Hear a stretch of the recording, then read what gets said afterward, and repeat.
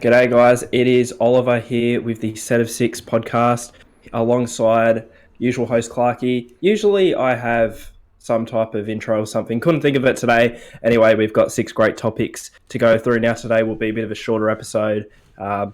We've both got stuff going on, so this one will be around half an hour. So, Clarkey, first of all, how are you, champion? Not too bad. Got night shift tonight, so 6 p.m. till 6 a.m. Over at the defence station in Canberra. So that'll be a heap of fun. I can't wait. Yeah, are you guys doing any Anzac Day things there? Stopping for a dawn service or? We won't be because we're a 24/7 station, so it's got to be manned at all times throughout the night, throughout the day. So I won't be doing anything for Anzac Day. I'll be coming home and sleeping. So. Oh well. At least you'll probably be up in time to watch the Chooks and the Dragons go at it. Anyway, let's start with some topics. Starting off, of course, the news broke yesterday. Gus Gould is leaving bye-bye to the Panthers. So, first of all, we're going to take a look at his career at the Panthers. Obviously, he joined in 2011 with that 5-year plan, which failed. And he had a 49.5% win rate. Now, the Panthers made 4 final series in the 8 seasons that he was there. Information courtesy of yourself, although if you just think about it throughout the years, you can get that. But in the 8 seasons before Gus was there, they made less final series. They only made 3 final series, but in one of those final series, they did go on to win the grand final in 2003. So I guess you can sort of look at it that way. So sort of similar, sort of run. However, it was more inconsistent than the Panthers are now. So that's something to take into note as well. Gus has said that he will not be looking for another club straight away, probably going to focus on Channel 9, just like he was doing before he was at Penrith for a few years. So first of all, I just want to get your sort of thoughts, I guess general thoughts on Gus leaving the Panthers. Well, I think, the way he come out and said the job is redundant and he's done his job there, I would disagree with that. Off field, there's no doubt his 5 turned into a 9-year or however long it was plan. There's no doubt it worked off the field. They're a lot more richer, a lot more financially stable. Their juniors all played finals last year. Weird fact, they were actually all knocked out by the Cronulla Sharks and their feeders. So, they're all their junior bases there. They have probably the best junior base in the competition. I would say off field, no, the 5-year plan didn't fail. On field, when you talk about someone of Gus Gould, I know he cops a lot of hate, but he is one of the most influential, smartest men in our game. I would say on field, for his sort of reputation and the legacy he would want to leave behind, yes, he did fail. Because knowing Gus Gould, he is a little bit outspoken at times. You can only imagine if Penrith had have won that premiership, you would have definitely turned on whether he was commentating or 100% footy or set of 6 with Gus or whatever he does. You definitely would have heard about it. Probably a little bit too much. As you said, 50% win rate, just less, 49.5.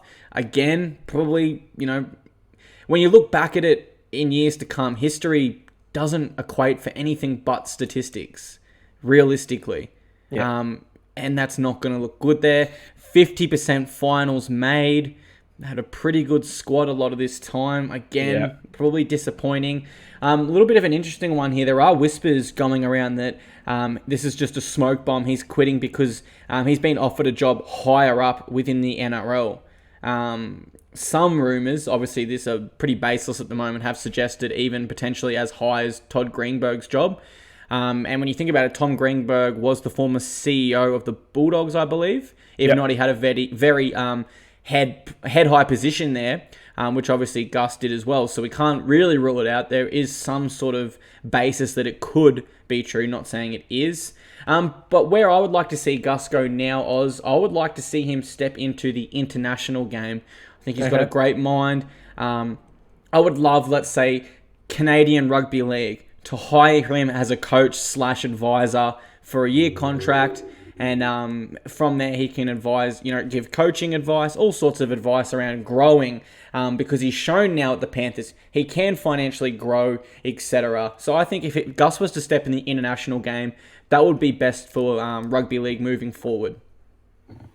Yeah, I couldn't argue with that, but I think at the moment, I personally believe that he will probably just focus on Channel 9 for a couple of years. I think Yeah. people tend to forget that before he stepped into his role at the Panthers, he was purely just a Channel 9 commentator.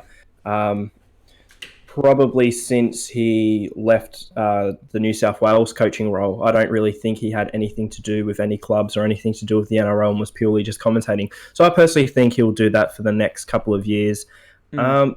Um, just going back to, I guess, his time at Penrith, um, it is seen as a failure because he had that 5 year plan at the beginning.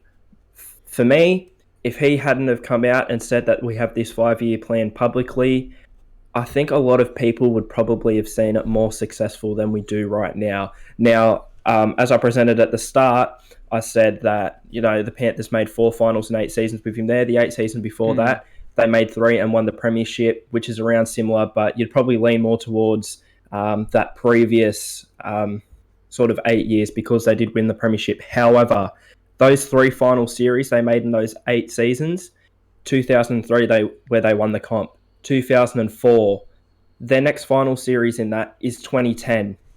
Mm-hmm. Now that's a fairly big gap. Gus steps in the next year, so you can see that inconsistency and you can see that large period of time where Penrith were not a top 8 side, and I believe it was 2007 they even won the wooden spoon. In Gus's 8 years there, obviously, they missed the finals the first 3 years he's there 11, 12, 13. 14, they make the finals. 15, they do miss out. 16, 17, 18, though, they do make the finals. So, definitely by looking at that, he's turned them into a more consistent side. Yeah. Yeah, however, to go against that as well, look, he did make that 5 year plan, and that's what sort of made him look like a bit of a failure. And I guess, look, realistically, if you look back on the squad that Penrith has had the past 5 years, let's just say going back to 2014 when they first made the finals again under Gus, Mm-hmm. during that time they should have at least won one premiership with the roster that they had. They They've did sort it, of yeah. underperformed. I think for probably at least 3 out of the last 5 seasons, they've been one of, if not the favourites to win the competition. Mm-hmm. So it's a team as well that really should have won the comp, but has just underachieved. So that's all I've got left to say on Gus. Anything else for you? Well, I agree. He should have never mentioned a 5 year plan, but I guess, he was looking into the future, probably not looking this far into the future. If we're looking at an on-field 5 year plan, as you said, probably considered a failure. However, his 5 year plan was actually predominantly off-field success. He did succeed that, but ultimately that's not how rugby league fans remember. They're not going to remember his off-field development success financially. They're going to remember the win-loss, finals, etc. 0 premierships. So. Yeah, I've got to agree with that as well. Anyway, moving on to our second tackle. We're in Titans country now. Tyrone Roberts has been named the captain, of course, filling in for Ryan James, who has gone down with an injury for the rest of the season. So that'll make him the captain for the rest of the season, you'd argue, and maybe for the foreseeable future if he does a really good job. I've got no arguments with this one, do you? The only really bad thing I can see with it is it halts Ashley Taylor's progression and growth. Now, Ash Taylor's sort of come onto the scene the same year as Nathan Cleary. He got the Rookie of the Year over Cleary, and everyone sort of agreed Taylor's the future Queensland halfback, Cleary's the future New South Wales Blues halfback. But we look at Taylor's role within this Titans team. He's always sort of been the main halfback. And then when you look at some of the best halfbacks of all time, Jonathan Thurston, Cooper Cronk, they've all sort of had that head honcho or someone of a dominant role they can learn off before transitioning into that dominant role. Ash Taylor came in and straight away, as soon as he's come into first grade, he has been the dominant half at the Titans ever since he's come in. Now, I would argue Tyrone Roberts, especially with this captaincy, is the dominant half. So Taylor's going to have to take a little bit of a backseat step, and I'm not sure how that will halt or potentially affect his growth as a halfback. That's a little bit of theorizing there, but I think that does have potential to play out as I just said. Yeah, well, I guess my opinion on that is it's worked for the Titans the past couple of weeks. It looks like it's going to work into the future with Ash Taylor stepping back and letting Tyrone Roberts take the reins. We talked about this on the round 6 wrap up a few days ago, that when the roles were reversed a couple of years ago, it didn't work as well as it's doing now. Tyrone Roberts is better as that head honcho, and Ash Taylor sitting back, and it helps Ash Taylor alleviate some of that pressure that's been on him heading into the past few seasons. In saying that, I've sort of felt, I know we spoke about this on the wrap-up, but I sort of felt when Tyrone Roberts took over against the Knights, Ash Taylor took a heavy backseat. Oh, yeah. Did you feel that as well, watching the game? Yeah, well, at a point in the game, I genuinely forgot he was playing. Like, I thought, oh, he must be out with injury like he usually is. But then they brought him up on commentary. I was like, that's right, Ash Taylor's playing. And Yeah. I mean, yes, it is bad for him, obviously, because he wants to be more involved. You know, he wants to live up to this potential. However, at the moment, it's working for the Titans. So as a Titans fan, I'm thinking I like this right now. And it's sad to say as well, because generally, you know, the big name players, they learn off a different half. They do take that backseat for a couple of years. However, they then transition into that head honcho role. But I'm not. How old is Tyrone Roberts? Is he just 30? I mean, I believe he's younger than you think. Yeah. I thought he was a lot older than he was. But I'm pretty sure, because I was making this argument that he was older, and that's maybe why Riley Jack should play or something. But they're both very similar ages. Tyrone Roberts is 27 years old. Yeah, so exactly. I mean, with that argument as well for Ash Taylor in a couple of years taking over, Tyrone Roberts has potentially got about 8 years left to play NRL. You know, even at the Titans. So I don't know what will happen there. Maybe Ash Taylor needs to move, but I wouldn't like to say that anyway, because I think they do really work well as a halves combination. Anyway, just before we finish this tackle, who else would have you had as the Titans captain? Just one more thing on the last note, if I can. The problem that would come if Tyrone Roberts was to remain a Titan for, let's say, 8 years, is the fact Ash Taylor is currently on $1 million and Roberts is on the smaller contract. Yeah. You'd imagine if he kept being the dominant half, that would have to reverse, and Ash Taylor would probably end up leaving the club. I had two other options I liked. I liked Roberts co-captaining with Proctor. Okay. But that's sort of my take. I'm a big fan of co-captaining in the modern game, one forward, one back. Yeah. Or I would have had Jai Arrow. I know he hasn't been a leader at any stage in his career, and he's still young. But when we look at the great leaders of our game, in my opinion, I look at Cameron Smith and, someone a bit younger, I look at Clint Gutherson. They lead by example every week. And Arrow does that. And I would have partnered him up with the most experienced Titan there is, Michael Flash Gordon. All in all, though, I'm very happy with Tyrone Roberts being named the sole captain.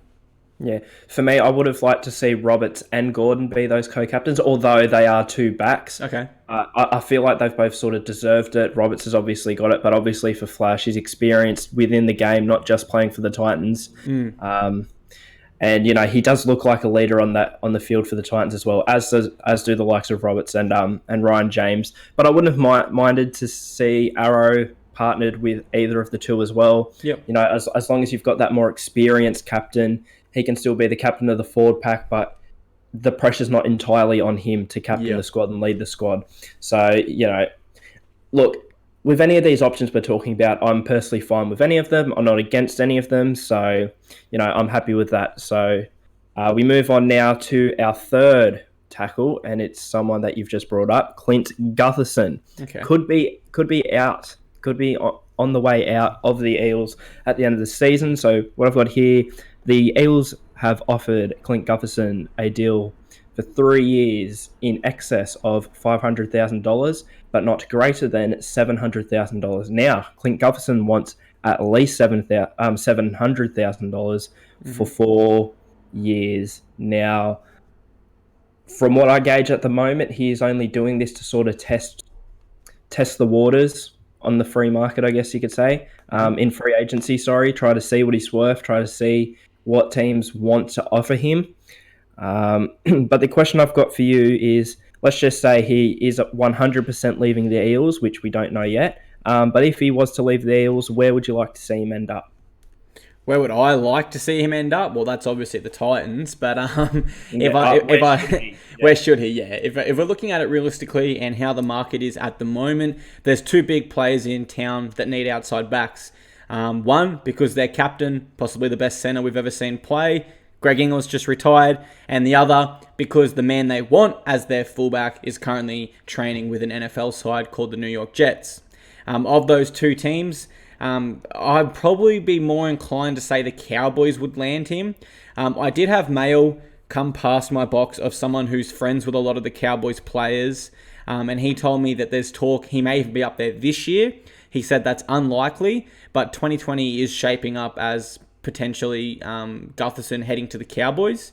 That's one of those things I don't really report, though, because it's sort of a very loose source with that one. So, yeah, Cowboys loom as an option. But if not, and he was potentially interested in playing centre, I think he could go all right at the Rabbitohs.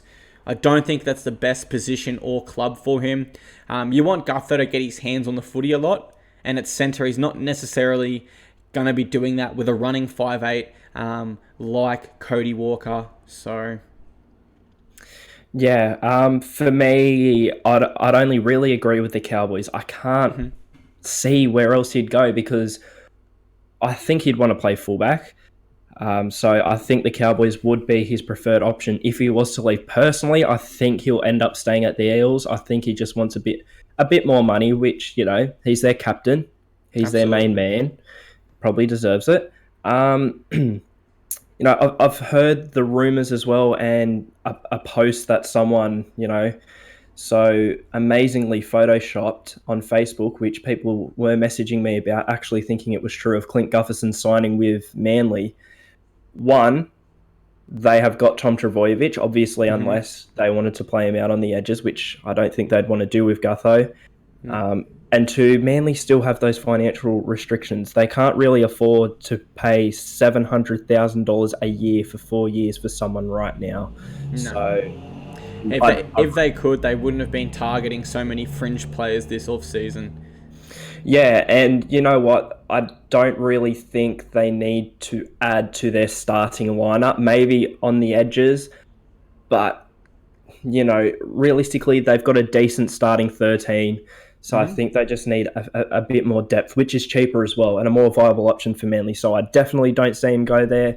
In fact, I can almost guarantee that he will not go to Manly. If he does, you are welcome to, you know, give me all the backlash you want. But yeah, that's just for me. Anything else you want to say on Gutherson leaving? Do you think he'll stay at Parramatta? I think he'll stay. I think, you know, if he is really testing his market value, like reports suggest, a club would have hit him by now.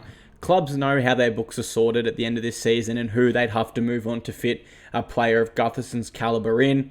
If a club really wanted him, they would have made a serious approach by now. Either there's two things happening here. His manager's playing games, wants to earn Gutho a little bit more money, himself a little bit more money, obviously taking a percentage of his purse. Or two, there's just not much interest in the NRL for Gutho, which I don't believe could be true. Yeah, I don't see that being true either. Anyway, we head on to our fourth tackle. We head to Dragons Land now. Mary McGregor re-signs for 2 years with the Dragons. Now, for me personally, I get why they've done it now because they are starting to rack up some wins. However, they are, you know, the May premiers. So I personally thought the Dragons board would probably wait until mid-season to see where they're at then, because obviously between now and, let's say, round 14, even round 10, they could lose the rest of their games up until then, and mid-season we could be looking at a totally different Dragon side in terms of on the ladder and in terms of the board's opinion of Mary McGregor. So personally, I thought, okay, he deserves it right now, but I would have wanted to wait for them to offer it to him mid-season. I thought that would make a lot more sense, but what's your opinion on this? Well, my opinion is very similar to yours. I think it's utterly silly to begin with. The only other coach in the NRL and club that has a coach coming off contract now with Dean Pay re-signed, correct me if I'm wrong, is the Parramatta Eels. Yeah. And if the Parramatta Eels were to offer Mary McGregor a contract, the Dragons could match that and he would stay. because Yeah. he's staying at a club and a location where he's lived for a while now. He's comfortable. He knows his team. He knows his players. But most importantly, looking at this objectively, the Dragons are a better club at the moment than the Eels. So Yeah. there's just no real reason to re-sign him for 2 years. There's really not. If anything, we're seeing the effects at Parramatta at the moment of when you don't re-sign a coach and sort of leave him a little bit on the edge there. The players put in better performances because they love their coach and they want him there next year. I think the Dragons could have employed a similar tactic with Mary McGregor, and overall I just think it was a very silly move to lock him up for 2 years. Yeah, and when we are looking in terms of where teams are on the ladder at the moment, Parramatta and the Dragons are both in a very good place, so I don't really think there was that danger of the Eels looking to poach Mary from the Dragons, because the way it looks, probably in a couple of weeks' time, we'll be hearing the news of Brad Arthur re-signing with the Eels. Look, this is a very out there, I guess, theory, and it's a very small theory as well. It just popped into my head randomly that, Nathan Brown on that performance-based contract could get sacked at any point. Mm-hmm. Maybe there was a little bit of concern at the Dragons that maybe if they give Nathan Brown the sack, they could be looking to poach Mary off us, because they're either going to go for him or Brad Arthur. So they thought, just to be safe, maybe, because it looks like Nathan Brown might be on the out, and not signing him straight away, maybe for next season. But, and look, Mary's not even in the conversation, wasn't even in the conversation, to go to Newcastle. Of course, we're hearing Jeff Tuvey and Trent Barrett, which is a whole other kettle of fish. So, I'll leave it there. Any last thoughts on Mary signing a 2-year extension? I hadn't actually considered what you said, but that could be the overall reason behind it. Because when you look at this, guys, you put on your thinking caps, there's not too many other reasons why you would lock up Mary on a 2-year deal, given he has been up and down a lot with the Dragons since he took over his tenure at the club. Yeah, not much more I can say on that. We move on to our fifth tackle now, which is a question: will the Eels benefit from Bankwest Stadium in the long run? Now, I've got to explain this one a little bit because I sort of conjured this one up in my head. Okay. At the moment, the Eels have just debuted at the Bankwest Stadium. It feels like the Eels' home ground. Yep. With all the different stands and all the blue and gold everywhere, and the 29,000 Parramatta supporters there. However, here's what I'm sort of thinking. I think everyone pretty much agrees with it, although the NRL doesn't really mention it. Bankwest Stadium was built for the Western Sydney Wanderers. We've discussed this before. We know this. My main reasoning for thinking this, and it makes it pretty blatantly obvious that this was built for the Wanderers. A few years ago, the Western Sydney Wanderers were potentially going to be bought by the Penrith Panthers. Now, that obviously fell through. Mm-hmm. During that whole debacle, I guess you could say, of where the Wanderers would end up in terms of ownership, the Panthers' home ground was going to be rebuilt. It either was, or they were seriously considering it. Okay. Now, when the Wanderers deal fell through, Parramatta got the approval. Penrith don't get the stadium rebuilt. So for me, it seems if the Wanderers weren't playing in Parramatta, Bankwest Stadium would not be built. So, and here's where the Eels come into it long term. Once the Wanderers start playing there on a regular basis, it is a football soccer stadium. Very steep, not too big in terms of crowd numbers, about 30,000. Very steep, very closed in. Stands are close to the pitch. It looks like your typical European football soccer field. So, when the Wanderers play there, especially with their supporter group, the Red and Black Bloc, it is going to feel absolutely amazing, even if they don't pack it out, which I believe they probably will, at least for a while. It does feel like the Wanderers' home ground that the Eels are just using, to be honest. So in the long run, I believe the Wanderers will probably get the bulk of support there. I'd say because the Eels are the only team playing there at the moment, they are getting the bigger crowds. However, I personally believe in the long run, once the Wanderers start playing there more regularly, and depending on the Eels' form in the NRL, we could see the Wanderers getting 20,000 there per week, and we could see the Eels getting about 10,000 there, and them not keeping up this sort of crowd attendance, and I guess this myth, this aura around this being the Eels' home ground, sort of fading away a bit. And of course, the Tigers are taking a few home games there this year as well. So this makes it feel a lot less special to the Eels. So at the moment, the Eels are benefiting from the stadium a lot. It seems like their home ground. However, I think 6 months down the track, it's a completely different conversation. What do you think about this? Yeah, maybe we are getting a little bit carried away. It has only been one game by the Eels there, and look, it was absolutely spectacular. I'll preface everything I'm about to say with I don't watch soccer or football, so I don't really know what I'm talking about, but my friend at work did actually say that to me the other day. He goes, the only reason the Eels got that stadium is because of the Wanderers. It's not even their home ground. And obviously being an NRL fan, I was like, what do you mean? And he goes, well, when they played at Pertec, the Wanderers used to sell it out every week. When was the last time the Eels sold out a stadium? Because I was bragging, saying, oh, Bankwest sold out. He goes, when was the last time the Eels sold out Pertec? Before that. And I was like, well, I couldn't tell you because that rarely happens. Yeah. I honestly wouldn't know. I definitely think you could argue that it is more so the Wanderers' ground, more so than the Eels. But at the same time, they're not in the NRL, so it's not a direct threat to the Eels. Now, I'm not sure how it all works sort of financially, but given the fact it's a completely separate code, obviously they can't threaten the Eels directly in that sort of way. Again, as I said, I've got no idea how the financials work, but I would assume even if the Eels were pulling poor crowd numbers, let's say consistently only 8 to 10,000, they can't really sign another team there. Of the Western Sydney teams, I mean, Parramatta, yes. Tigers, they have Leichhardt and Campbelltown. They can't afford to have a third home stadium. They can go there occasionally, as you said, but they can't afford to sign a permanent contract there.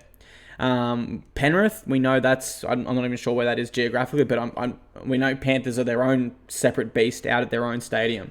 Yeah, it's about 40 minutes from Penrith to Parramatta. There still is a sizable gap, even though they are close. Yep. Yeah, 40 minutes. That rules them out because 40 minutes in Sydney is the difference between, where the Bulldogs are and where Redfern is, etc.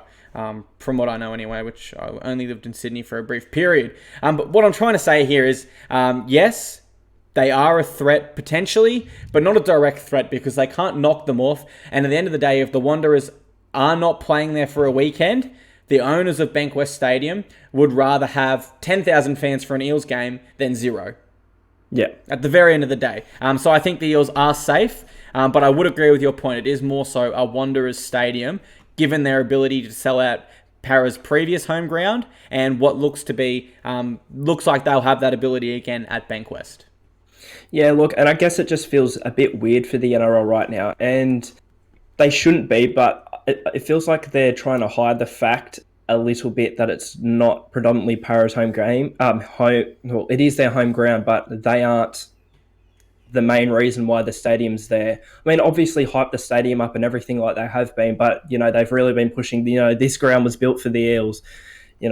This is the best rugby league ground in Australia, which it is a good ground to play rugby league at. Yeah. However, and it is the first time that I think we've really seen an NRL team not being the spotlight, I guess you could say, on a home ground. For example, Allianz Stadium, you got the Roosters playing there, you got the Waratahs from Super Rugby playing there, you've got Sydney FC playing there from the A-League, of course, the Wanderers' arch rivals.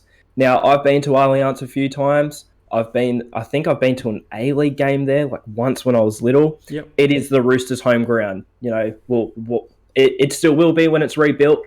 But walking around there, everything's all Roosters. Everything, it's built to be a rugby league ground. The rugby league team in the area is the main focus of that stadium. You go to Newcastle, there's Newcastle Jets, Newcastle Knights. It's the Knights' home ground. Yep.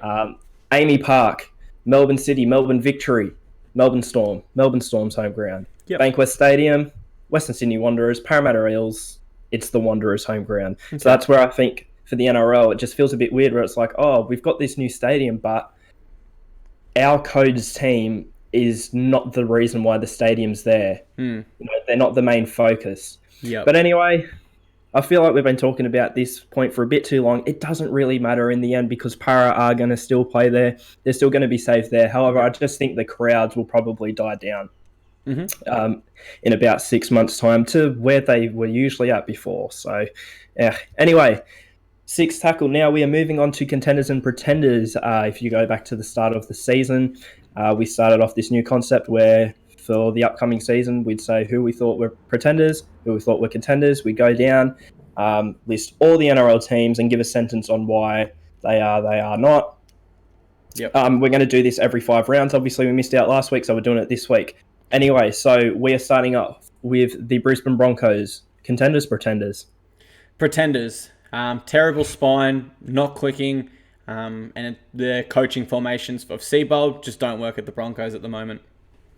Yeah, pretenders. I've basically got to agree with that. A lot of inexperience. The spine as well. I believe they can't really change the spine too much, but there are little things they can do there. However, I don't think it's really going to save their season. Pretenders. Canberra Raiders, pretenders, contenders. Contenders. I like what I'm seeing from the Raiders, and I do think they have removed their faders tag. Pretenders, from what we've seen historically, I think pretty soon they'll be known as the new May Premiers. That's all I've got to say about that. Sorry, Raiders fans. Bulldogs, pretenders, contenders. Pretenders at this stage, although the more experience their spine gets, the better they'll become. Pretenders, sort of in the same boat as the Broncos for me. A lot of inexperience. I don't really see how they need to improve the squad, although I think in about 2 or 3 years' time, the squad that they have now will be a top 8 contender. So pretenders for now, unfortunately. The Cronulla Sharks. Contenders. They've shown me that they don't need to play the full 80 minutes and they can beat any team on any day. Contenders, they've got a great side. They've got great young players coming through, such as Bronson Cherry and Britton Okora, who have been arguably 2 of their best players so far. A great side across the pitch. Contenders. The Gold Coast Titans. Pretenders at this stage. They've only played 2 good games of football out of 6. I got to say pretenders as well. You can't really see a team as a true contender that lost their first 4 games of the season. They're looking good now, but for now it is pretenders. The Manly Seagulls. Pretenders. Not enough depth throughout the side and not enough bench impact to come on for them. Pretenders, near to no depth. The financial restrictions are really helping them. I know I'll harp on about it, but you can't really create a good side without having any money to sign players. So pretenders for this year. The Melbourne Storm. Contenders. Clearly, just a clear benchmark squad. I got to agree with that. Contenders because purely they are the Melbourne Storm. The Newcastle Knights. Contenders, pretenders. Pretenders. Overhyped. I don't think Brownie's as good as a coach as we thought he was potentially. I got to say pretenders. Pretenders not living up to the potential. Their leader, Mitchell Pearce, the guy who said he was going to take the reins and make Newcastle his squad, has definitely done the opposite. Yep. Not really showing any leadership. Kalen Ponga's been okay at times, but he's really not living up to last year. David Clemmer's been okay, but not the same form as at the Bulldogs. They're just not as good as their past selves right now, some of these Newcastle players, so I've got to have them as pretenders. The North Queensland Cowboys. Pretenders. They don't have a good enough fullback or back 3 to get them out of their own half. Pretenders, I'd say they haven't got good enough backs in its entirety. Obviously, Taumalolo out of the forward pack doesn't help. But I mean, you shouldn't rely on one player. Even when he is back, I still think that they are pretenders. The Parramatta Eels. Contenders. Borderline. I've seen enough that they can compete with a lot of teams. And I've also seen a horrible performance against the Raiders where they didn't score a point. Borderline contenders. Pretenders, they do have a good side that's been playing well across the pitch so far, been playing to great potential. However, they will not be able to live up to the same type of talent, I guess you could say, and sheer winning mentality as sides like the Roosters and the Storm, and even the Dragons and the likes of the Sharks, Rabbitohs at the moment They're on a good run right now. They're looking like contenders right now. However, I think they will drop down, and I've still got them as pretenders. The Penrith Panthers. Pretenders, absolutely terrible, easily the worst defensive side in the competition. Pretenders, I've still got them in the top 8. However, I've got them dropping down to 6th. They are pretenders, though, as I do believe they will not make any real impression on the title race. Probably, do what they do every year. They'll finish 6th, they'll win the first round of the finals, and then they'll lose the next week. South Sydney Rabbitohs. Contenders, Wayne Bennett has them firing on all cylinders. Contenders for me as well. I've got them 2nd, moving them up to 2nd only a little bit. I already had them for a well-oiled machine across the pitch. Even if they don't sign anyone else, I do really believe that Corey Allen is something special. I believe he was signed for the purpose of replacing GI once he retired. He's just starting a bit earlier. But, I think across the pitch, they've got a lot of talent anyway. Inglis wasn't even their best player when he did decide to retire. There's about 5 players better than him, so contenders. Up next, we have the Dragons. Oh, this is an interesting one, isn't it? Mm. Let's go. Look, they are on 4 in a row. I'll go contenders for now, but how they perform tomorrow against the Roosters could heavily change that decision. This shows just how much I scrutinise and how hard I am on teams. I've got the Dragons finishing 5th now, but they are pretenders. That top 4 is just going to be leagues above the rest, I have a feeling. I feel the Dragons have still got a few more losses in them this season. However, they will be in the top 8, but they won't make really any impression on the premiership. The Sydney Roosters. I think you know the answer here. Big pretenders. Massive pretenders. They suck. Contenders. I mean, do we really need to explain? Or yeah, anyone that watches footy knows the answer to that. Yeah, contenders. The New Zealand Warriors. Absolute pretenders. A terrible, dumbass coach. Sorry to use that sort of language. That's all right. I'm just trying to think. They are obviously pretenders, but I mean, they're just... Look, if Tuivasa-Sheck, he's injured at the moment, he's done his hamstring, let's pretend he did an ACL or an injury that's going to have him out for the most of this year. Where do you have the Warriors finishing? For me, it's a clear spoon if he goes. 15th. They rely too heavily on one player. And guess what? I've got them 15th even if he is there. I mean, he's a great individual player, but I mean, he's just not got enough in him to get them over the line. Exactly. By himself. So, yeah. Pretenders. The West Tigers to finish things off. Pretenders. Any team that leaks 51 points in defense cannot be considered a title challenger. And sorry, but that's just facts. Pretenders. I'm not going to look at the one game, although it was a pretty big defeat before that. They looked all right. Still got them pretenders, obviously. I've still got them 7th on the ladder. I think that they will probably just get into the 8.